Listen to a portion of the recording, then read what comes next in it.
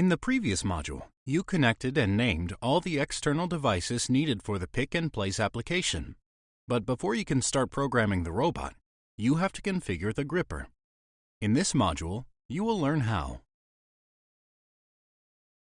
For the robot to work optimally, it needs specific information on the attached end effector.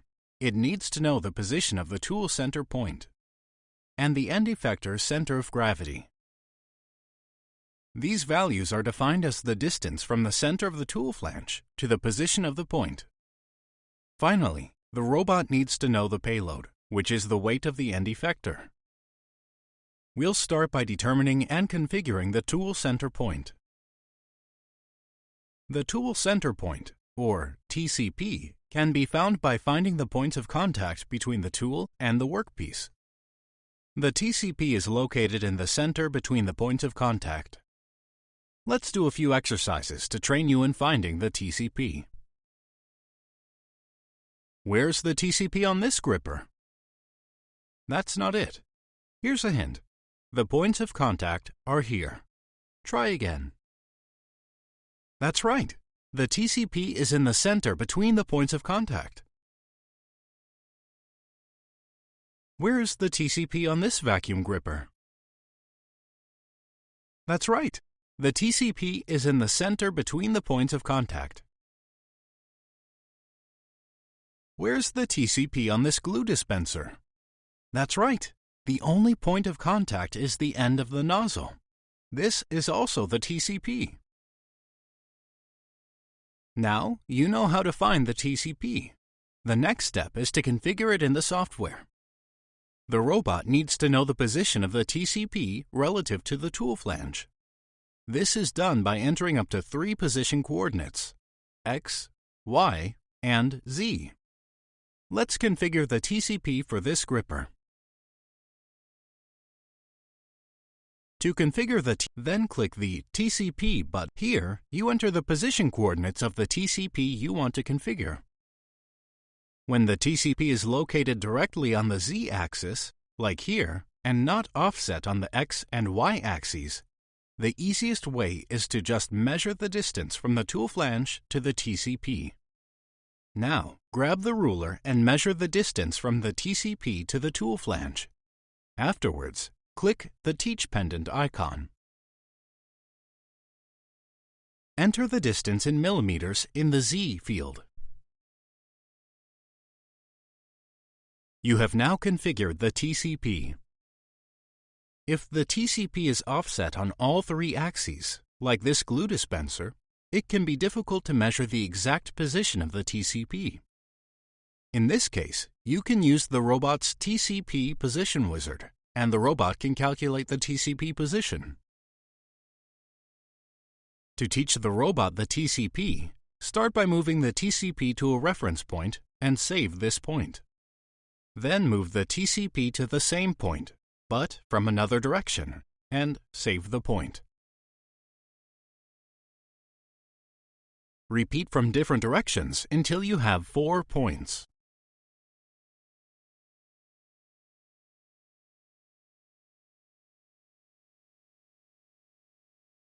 The robot can now calculate the TCP position. Let's teach the robot the TCP of the glue dispenser. Start by clicking the TCP position wizard and click Set Point 1. Now, grab the TCP and move it to the reference point. The TCP is at click Set. Move the TCP to the reference point. The TCP click Set. Grab the TCP is click Set. Move the TCP to the reference point.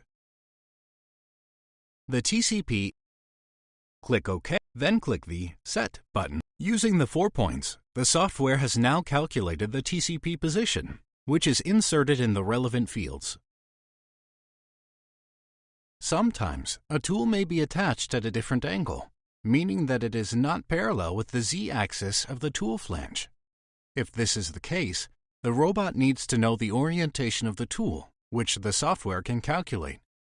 To do so, position the tool parallel with the z-axis of the base. To teach the robot the tool orientation, start by clicking the TCP Orientation Wizard. Next, click the drop-down menu in the right window and select, then click. Position the z-axis. Finally, click. The software calculates the orientation of the tool and inserts it in the relevant fields. Now you have learned 2 different ways to configure the TCP and how to teach tool orientation. The next step is to configure payload and center of gravity. Remember, payload was defined as the weight of the tool, and the center of gravity is the point on the tool where the weight is distributed evenly on each side. Start by clicking the Payload button in the menu to the left. The software can calculate both the payload and center of gravity. To do so, click the Wizard button. Calculating payload and click.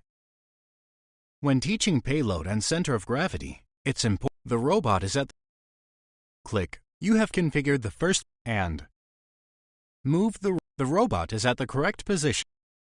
Click. You have configured position 2. Click the Next button and click Set Position. Move the robot to the next position.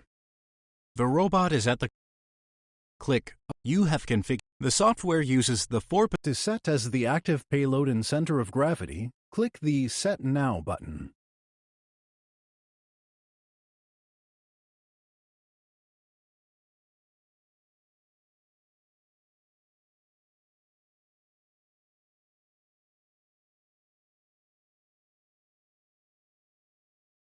You can teach multiple payloads and centers of gravity, which you can name for ease of use in the programming.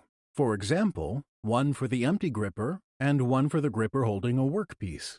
You have configured payload and center of gravity. Now that you know how to configure an end effector, let's return to the Pick and Place application.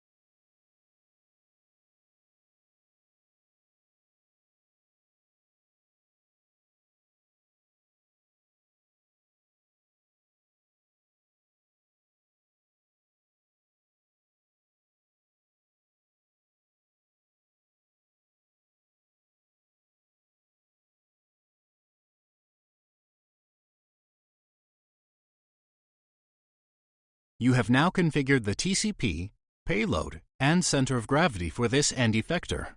Well done! In the next module, you will learn how to program all the motions and waypoints needed for the Pick and Place application.